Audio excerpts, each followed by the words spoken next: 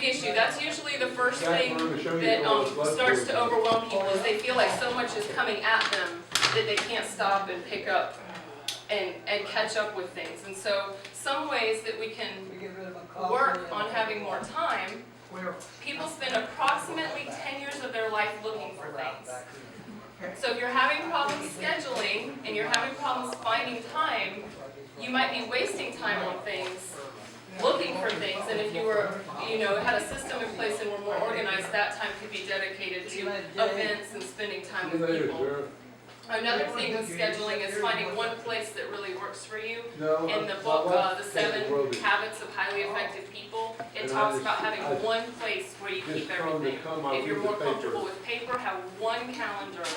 And also in there, have one notebook that you write down notes, what's going on during the day, and just have one place for all that stuff to live. And that way, you don't have to go looking for that sticky note as a reminder.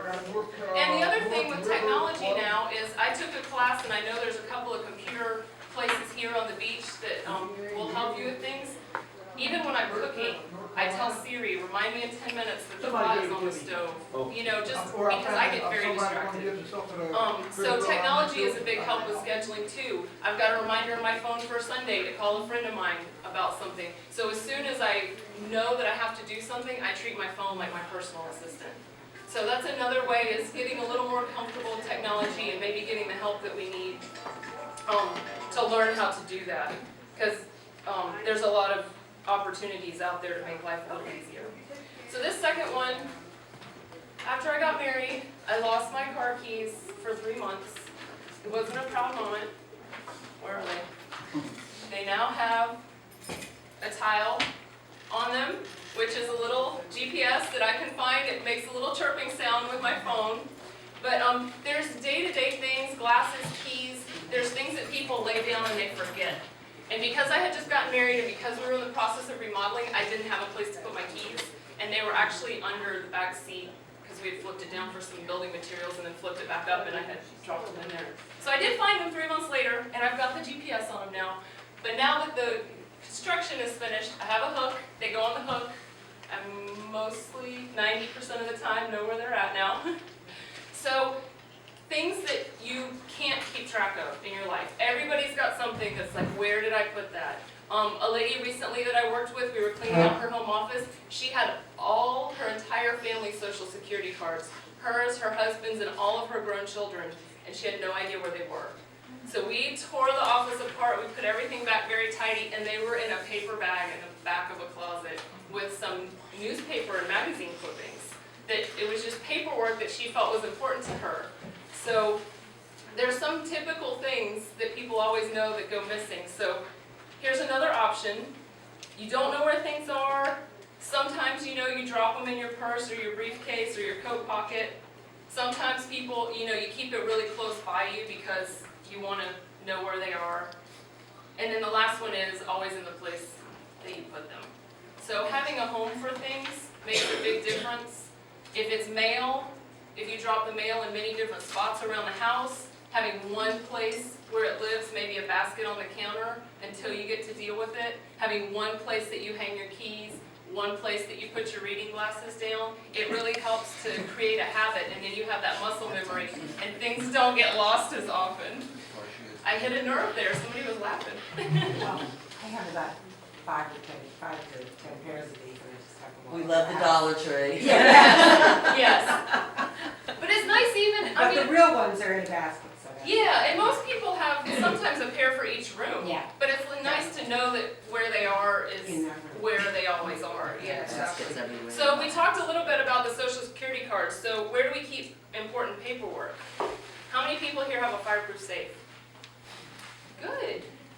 If you do not have a fireproof safe, your refrigerator won't burn. I know this is super weird, but I worked with a lady at another conference, and she installed like fireproof systems, sprinklers and things, and she told me if somebody you're working with does not have a fireproof safe, tell them to put it in a zippy bag and put it in the freezer.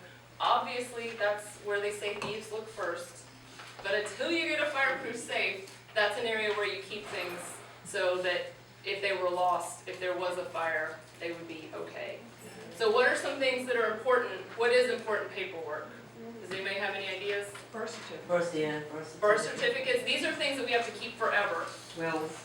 right? Birth certificates, wills, divorce papers, yep, divorce papers. Mm-hmm.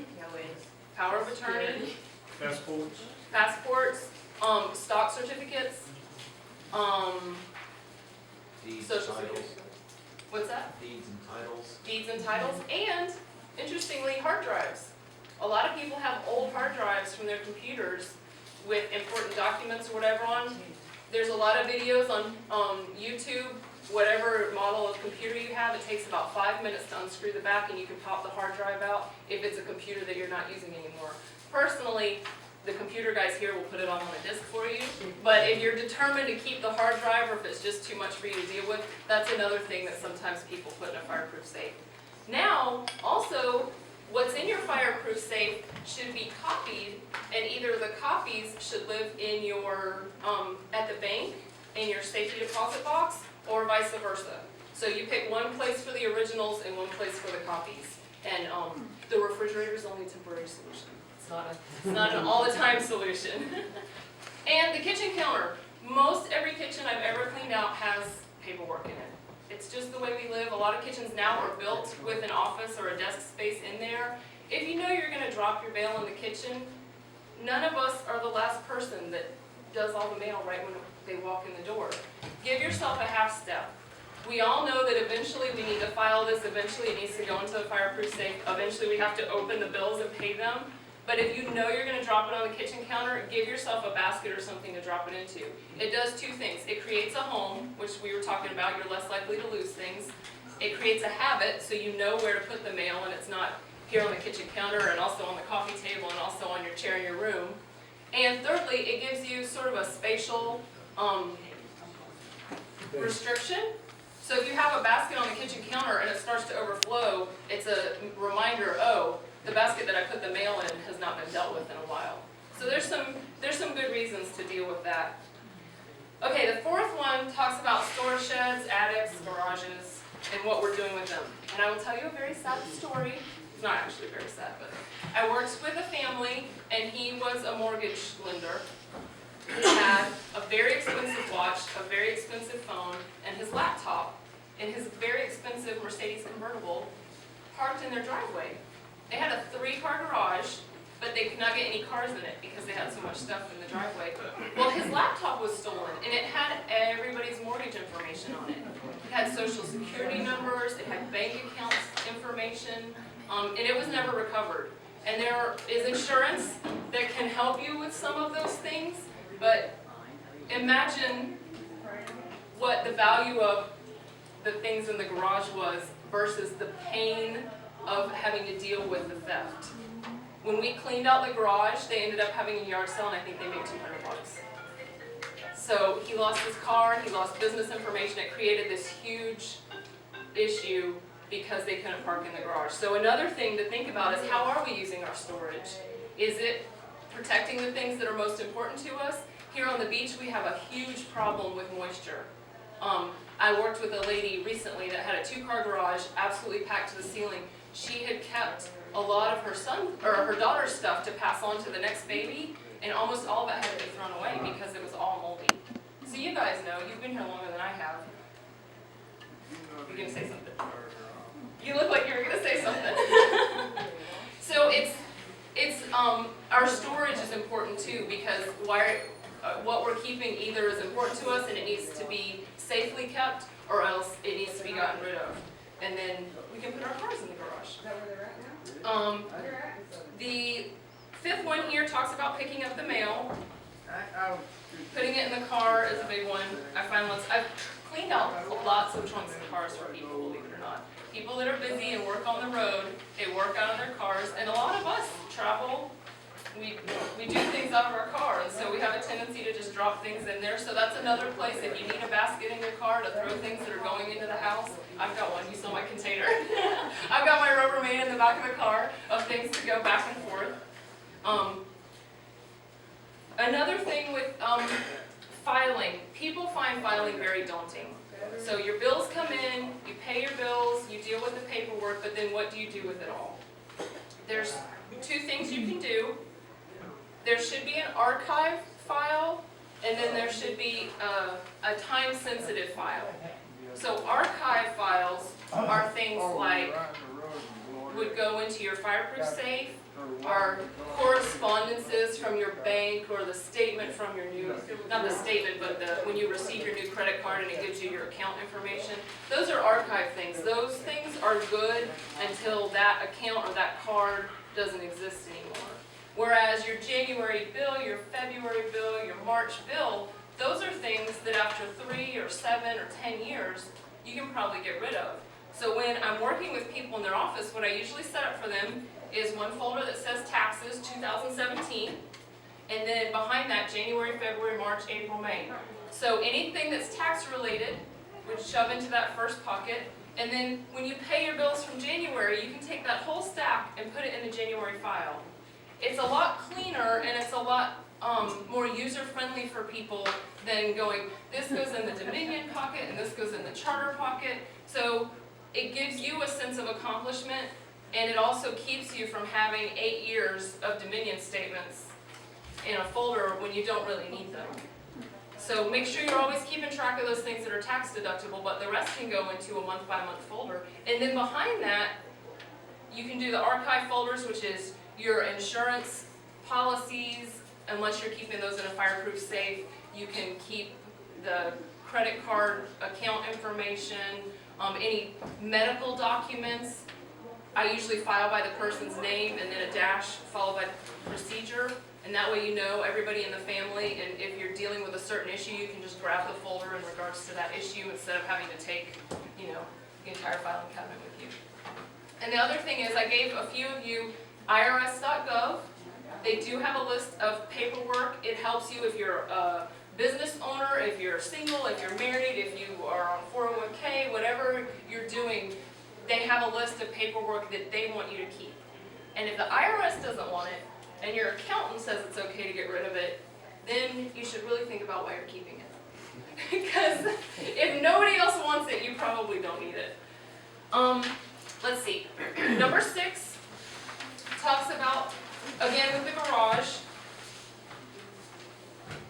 some of the things that people use storage space with, crafts.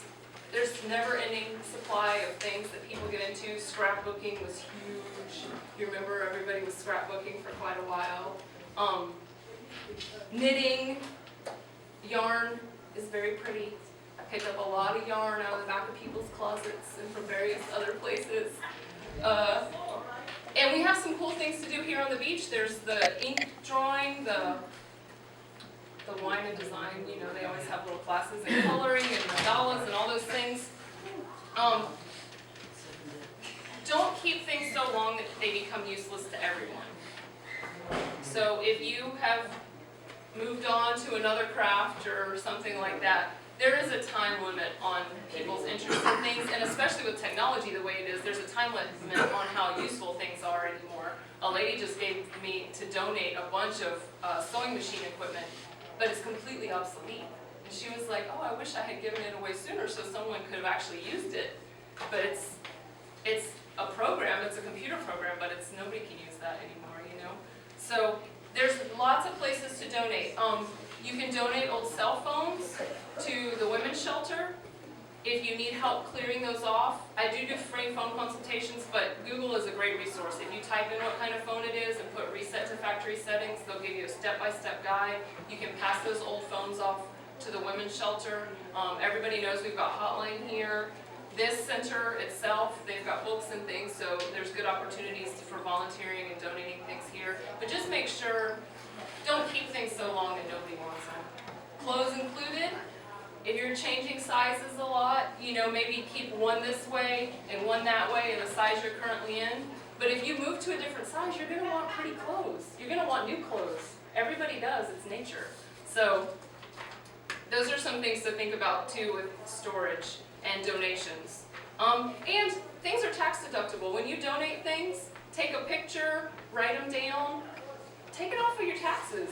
It's a lot better value for other people and for you than having a yard sale. Okay, so the next one talks about our office. We've talked a little bit about paperwork and how to file things. This year with taxes, I know a lot of people are getting things together. I always encourage people, don't go backwards. Sometimes we have a tendency to think, oh, this is a system, I have to start applying that 5 years ago and work until today. Don't go backwards with any of your stuff. Put a rubber band around it, call it a day, you know, after you filed your taxes, and start fresh. This is January, so it's a great time to start with a new filing system or a way to go, but don't feel like you have to apply this information backwards. What you want to do is apply it forward. Because if you start going backwards, you're never going to catch up. And if people have a tendency to want to do that, they think, oh, that's a better way to do it, so I'm going to try and do it that way. The other thing is silverfish and palmetto bugs. I don't know, what do we call them here? Roaches. Palmetto bugs. Water bugs. Yeah. They love paper.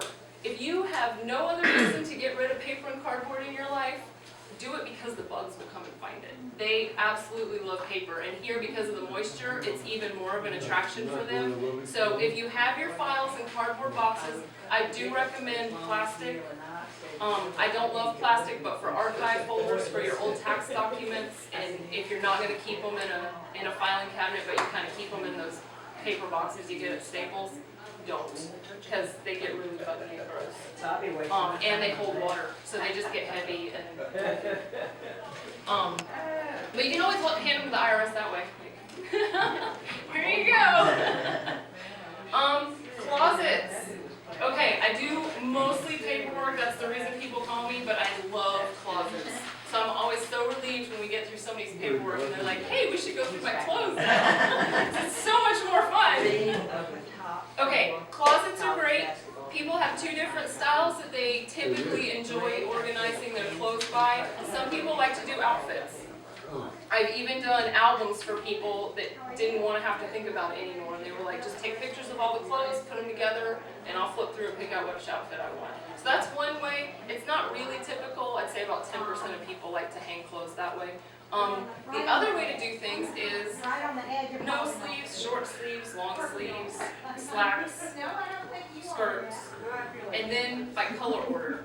I know that seems really weird, but there are some reasons for that. First of all, your eye is naturally attracted to the spectrum order, so the rainbow is more pleasing to your eye. So when you go in your closet, you'll feel a little calmer. If you go into a boutique, you might notice like the light things are kind of hung with light. It looks neater to your eye. It's the way nature is designed.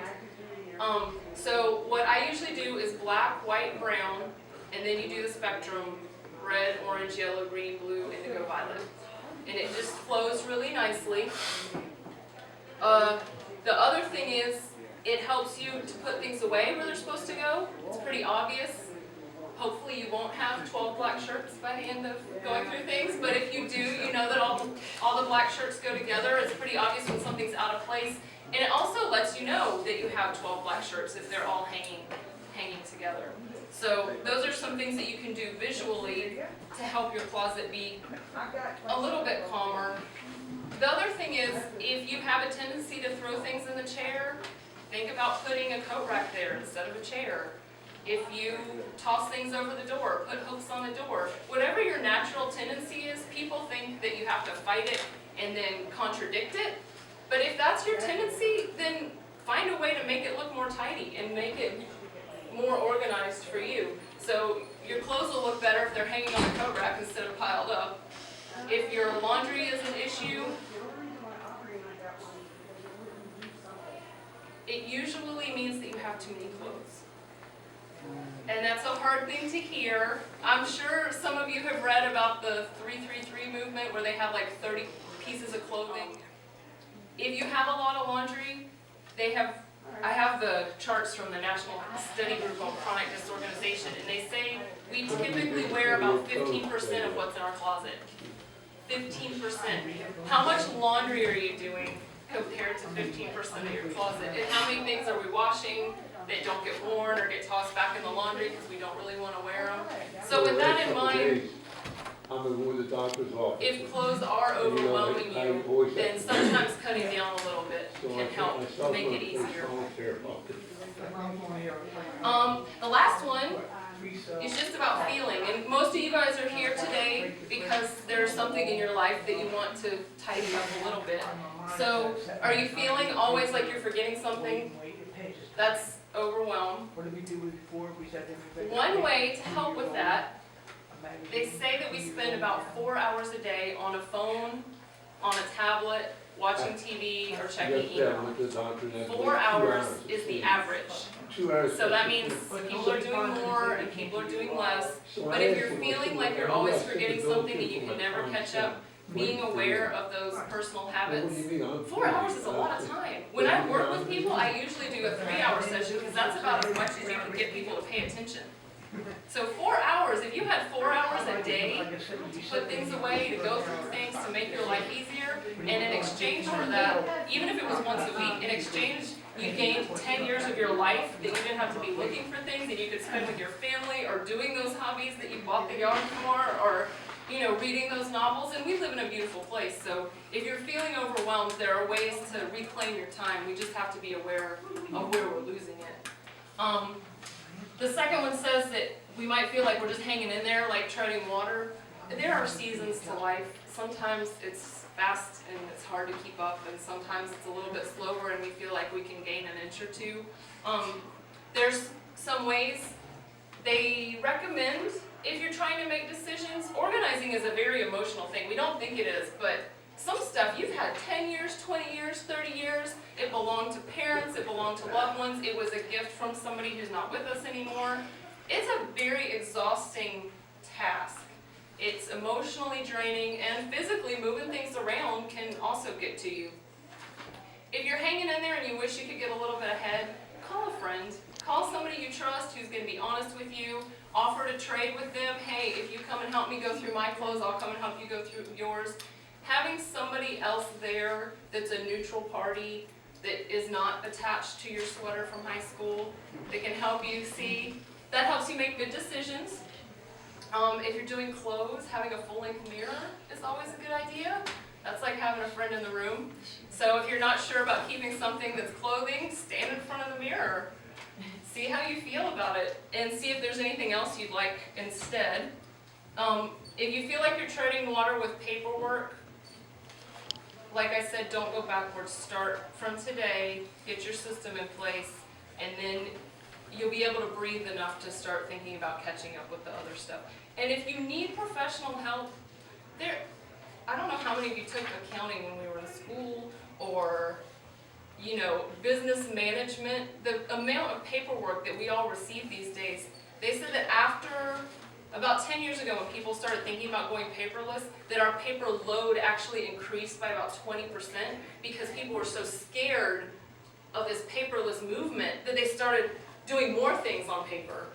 So we really are all our own administrative assistants. And so if you don't have training in that, get an accountant, get a bookkeeper, get a teenage kid to come over and help you with file folders.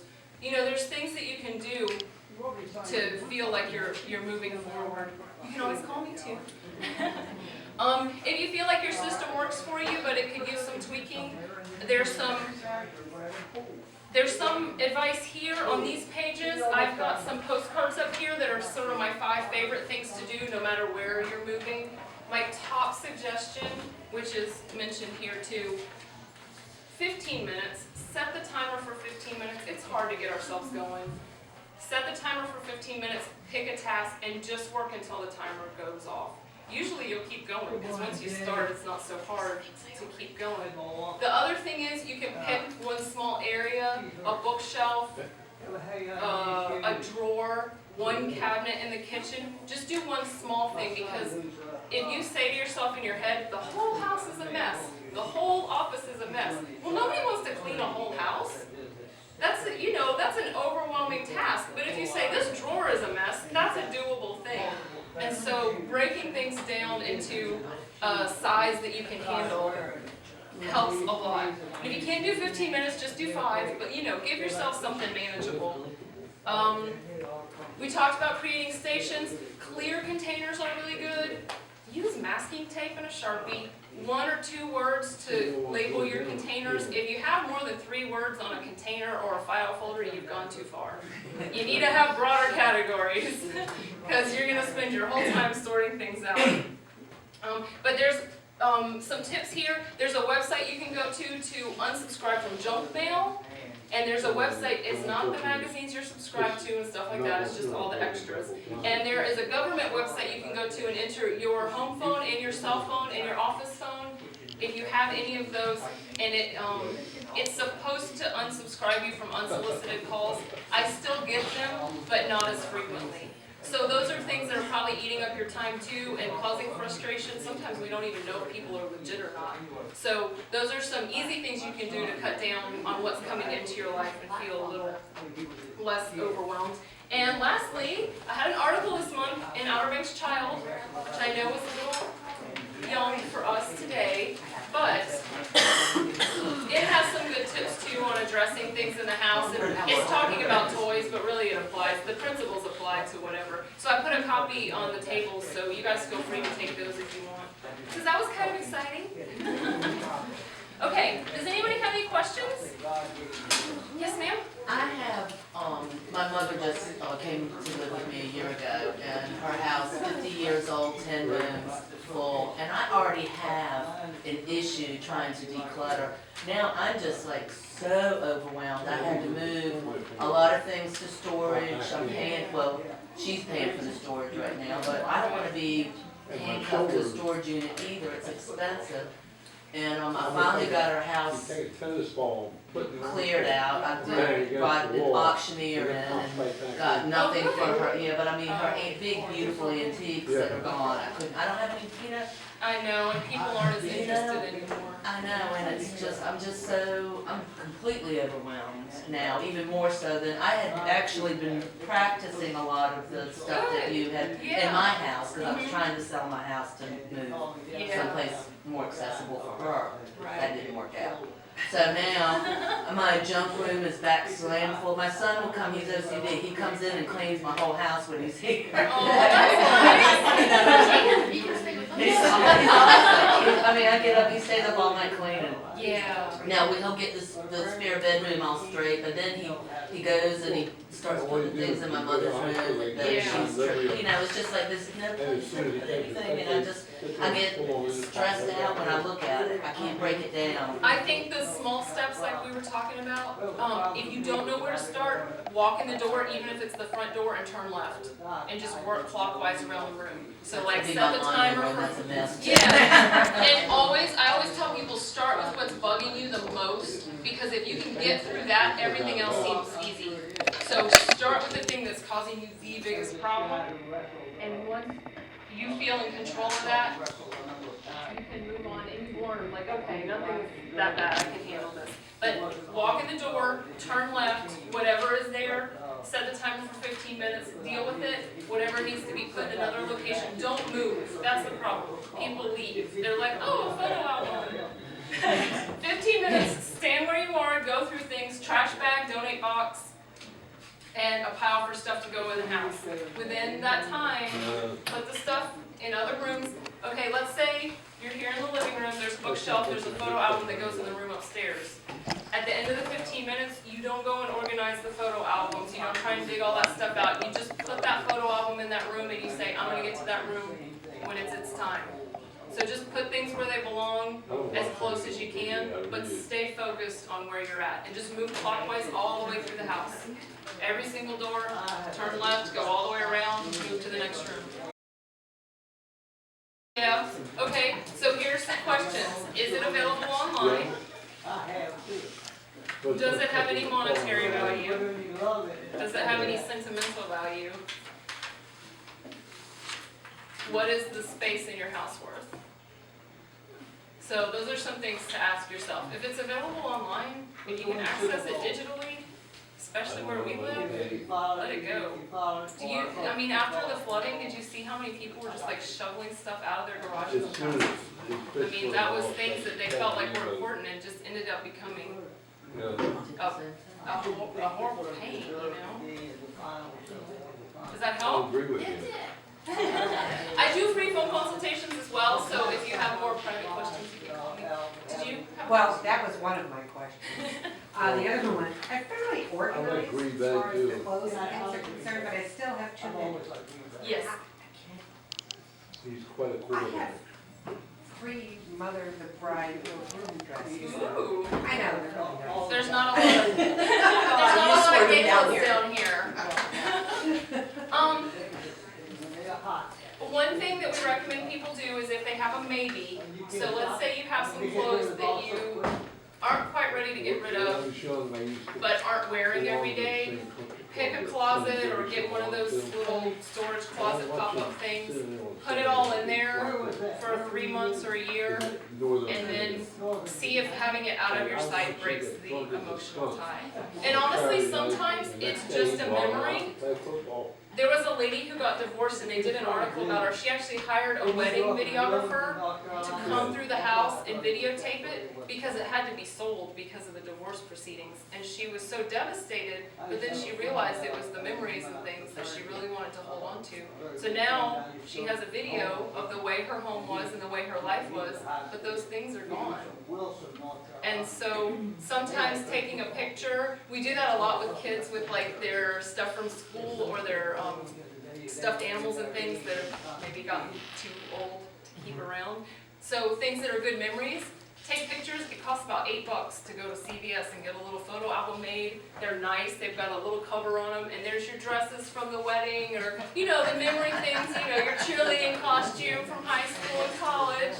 You know, it's a nice way to remember things without actually having to keep them physically or to protect them from damage. So, yes, ma'am. I have a big box full of old pictures that were my parents. I mean, people from many years ago, I have no idea who a lot of these people are, but I'm afraid to get rid of them, because somebody in the family might know. That's a good thing to bring up. Make sure your kids know who's in your pictures. If you have pictures, make sure that they're in some kind of archival thing and put a note in there so that people can know this is your great-great-grandfather. If you don't know who people are, but you know the area that it came from, sometimes a local museum will offer to take the pictures and they use them for archival purposes. At this day and time, people aren't interested in antiques and they're not super interested in old pictures. And it's sad, but there's a lot of media in the world and we just don't hang on to it. It doesn't have the same impact that it used to. So, I mean, think about how many digital photos you have on your phone right now. That's crazy. Something like the digital photos that we have, and all the CD or DVD. My grandchildren love to look at A physical book, yeah, yeah. I think it's kind of neat to get some of those pictures just made up and put in an album, and they can get rid of a lot of the stuff that's on there. And that's a nice way too that you can identify. Right, because you can't really identify who is your target. Yeah. The thing I would recommend with family photos though is contact people in your family and find out who wants them. And just let them go to somebody who's going to appreciate them or know who they are at least. Did you have a question? I had a comment. I saw this on Facebook about clothes. It said to take everything in your closet and put the hangers backwards. And then and then when you wear something or launder it or whatever, put it back in the way you normally would. And then after a period of time, you can see what you haven't worn. That is a great suggestion. It's one of those things I've never done. The other thing locally here, I'm a widow and my husband had died about 1.5 years and I decided, I had gotten rid of his clothes. Yeah. But he had built a storage room that was full of tools and all that. So I called their challenge. Yes. They are the greatest organization. They will come and do whatever you want them to do. So I had them clean out a storage room and Bob's shed into my carport. And so I gave them a donation for that. So then gave me a chance to see what was there. Yeah. I gave away as much as any of my neighbors or friends would take. And then I called their challenge again, and they came back and took all the rest. I'm glad you brought that up because I've actually worked with them on a couple of projects where they were there and then I was I sorting had the them stuff. come and move furniture, Yeah. but that's, but, you know, just. And they need tools and things, so, you know, it's nice, it's a nice symbiotic thing. Sometimes they need some of the stuff that you might be getting rid of.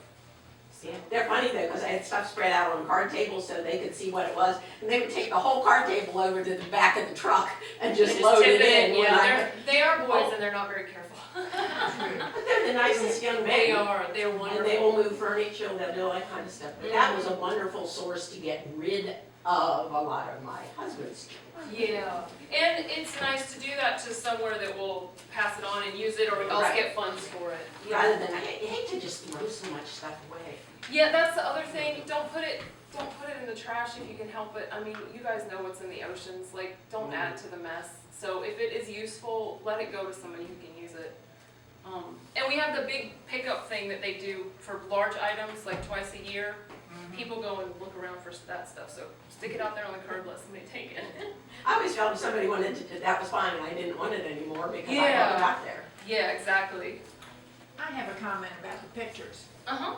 I'm one of 7 children, and my oldest brother had a suitcase full of pictures in his storage shed. And he went through them, my sister went through them, they gave them to me and said, Maureen, who are these people? And I started going through them, and ones I didn't recognize, I just put them in a box, got rid of 99% of those pictures, and don't remember one of them right now. This has been about a year ago, so get rid of them. If you don't know who they are, they're not marked, nobody knows, get rid of them. With the pictures too, if you like, my parents had like just boxes, and it was both sides of our family. Like my mom had her sent out to New York, but you couldn't even tell like who. So I went through and kind of like found all the pictures that were like, taken at the same place, or had like, and then I went to my grandparents, and they kind of helped. I mean, there still was a lot they didn't know, but Oh, that's nice. just the ones that they knew and put in the album, and just labeled all of those. Yeah. The problem is, we're the older generation now. Yeah, we don't have anyone to ask. Like, People are gone. That's why sometimes if it's of historical interest and nobody knows, the local museums sometimes do appreciate having some local history. Yes, ma'am? Me? Yes. Sorry, I'm glad you called on me. I want to get more efficient, so I'm not walking back and forth. I'm trying to cook a meal, I'm in the kitchen, but everything is just all spread out. Yes. How do I start to get organized in the kitchen? Real estate, okay? So you think about what's going on and what's your most valuable real estate. You do this in like a desk drawer too. Like what are you using every day? You want it right there on your right hand. So right-handed or left-handed, you figure that out. Then you figure out glasses should be near where drinks are. Plates should be near the table. Silverware should be near the table. Now kitchens are set up weird. They're not always designed great. You have to do the best you can with your space. You gotta make sure your dishwasher can open and you can get the dishes out and put them away without having to walk around things or close the dishwasher back. Pots and pans near the stove, Pyrex near the stove, spices wherever you're doing prep work, you know, knives and cutting boards together. So in my kitchen, I have all the baking stuff is in, I have drawers because I hate cabinets, so we do drawers. We have giant toolboxes in our kitchen. So they have butcher blocks, but all the drawers are great. So pick a place. This is everything for baking. So if you're baking, you don't have to run around, it's all there. I have the spices, the flour, everything is with the baking stuff. Cooking the same way. The oils and vinegars and sauces and whatever, it's all together. All your sharp stuff, chopping, grating, squeezing, you know, whatever, that's, you know, that can be a category. So you have to just start thinking about real estate and where you're standing, right next to you is your prime real estate. So wherever you stand to cook, whatever needs to be next to you for pots and pans and stirring equipment and pot holders, whatever you need to wash dishes, to do leftovers. You know, people have so many plastic containers, you guys. I just cleaned mine out. Yeah, I make just sure, cleaned it out. that's a great snow day project. Make sure all your plastic containers have They lids, drive me crazy. that they don't have that weird like bubbly stuff that they get when you put hot things in them. I mean, we all know plastic's terrible for us, so, you know, get rid of the junk.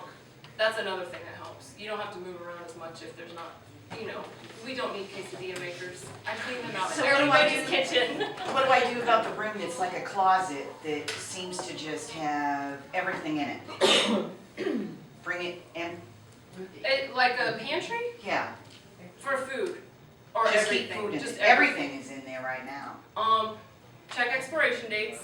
That's a nice way to kind of purge. Okay. And they are important. I know everybody kind of fudges a little bit, but like spices lose their flavor, oils and things go bad. So like nuts and stuff, if it has a date on it, it's gonna get gross. Okay.